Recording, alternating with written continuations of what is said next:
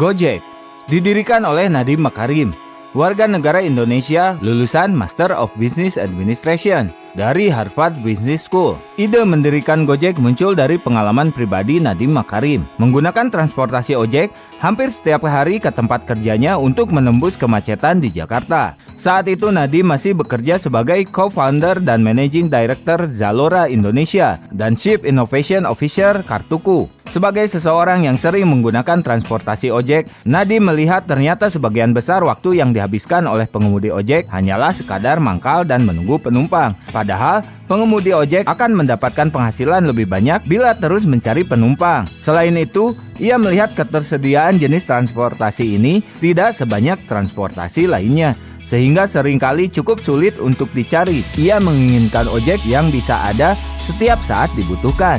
Dari pengalamannya tersebut, Nadiem Makarim melihat adanya peluang untuk membuat sebuah layanan yang dapat menghubungkan penumpang dengan pengemudi ojek. Pada tanggal 5 Oktober 2010, Gojek resmi berdiri dengan 20 orang pengemudi pada saat itu. Gojek masih mengandalkan call center untuk menghubungkan penumpang dengan pengemudi ojek dengan GoKilat.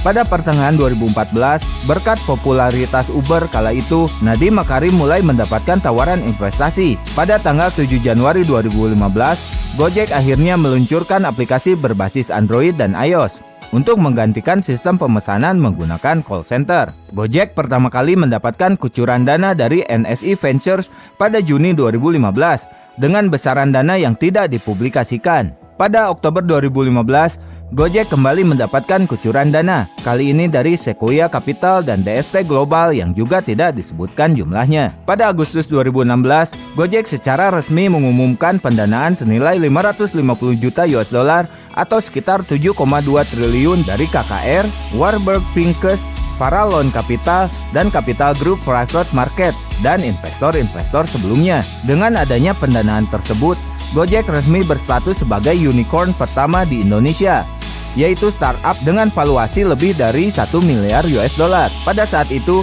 valuasi Gojek telah mencapai 1,3 miliar US dollar. Pada Januari 2018, Google melalui situs blog resminya mengumumkan bahwa mereka telah memberikan pendanaan untuk Gojek. Ini merupakan investasi pertama Google kepada startup di Asia. Kucuran dana tersebut merupakan bagian dari seri pendanaan yang diikuti oleh Tencent, JD, Temasek, dan Meituan Dianping yang mencapai angka 1,2 miliar US dollar. Dalam pengumumannya, Google tidak merinci besaran jumlah investasinya kepada Gojek. Namun, sebuah sumber dari Reuters menyebutkan totalnya sekitar 100 juta US dollar. Tidak lama setelah Google, pada 12 Februari 2018, Astra International yang merupakan salah satu perusahaan otomotif nasional mengumumkan investasinya kepada Gojek senilai 150 juta US dollar.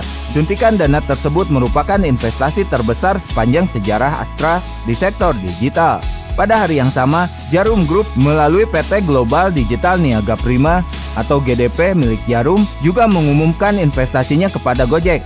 Dalam pengumuman tersebut, GDN tidak bersedia mengungkapkan berapa dana yang mereka investasikan ke Gojek. Pada Juni 2020, Facebook dan PayPal turut berpartisipasi memberikan pendanaan untuk Gojek. Dalam upaya melakukan pengembangan aplikasinya, Gojek mengakuisisi beberapa perusahaan di India dan membuka kantor di Bengaluru, sebuah daerah yang terkenal sebagai Silicon Valley-nya India. Hubungan Gojek dengan India bermula pada April 2015 saat Gojek menyewa C42 Engineering, sebuah perusahaan rekayasa perangkat lunak, selama 2 bulan di Jakarta untuk membereskan bug dalam aplikasi mereka. Hubungan ini tercipta berkat Sequoia Capital yang merupakan salah satu investor Gojek. Februari 2016, Gojek akhirnya mengakuisisi C42 Engineering beserta Code Ignition, perusahaan pengembangan aplikasi di New Delhi yang sebelumnya juga pernah bekerja untuk Gojek. Kedua perusahaan teknologi ini ditugaskan membantu meningkatkan sistem IT untuk menanggulangi jumlah pengguna yang makin banyak. Pada saat itu pertumbuhan Gojek melaju dengan cepat. Jumlah pengunduh aplikasinya mencapai 11 juta dengan 200.000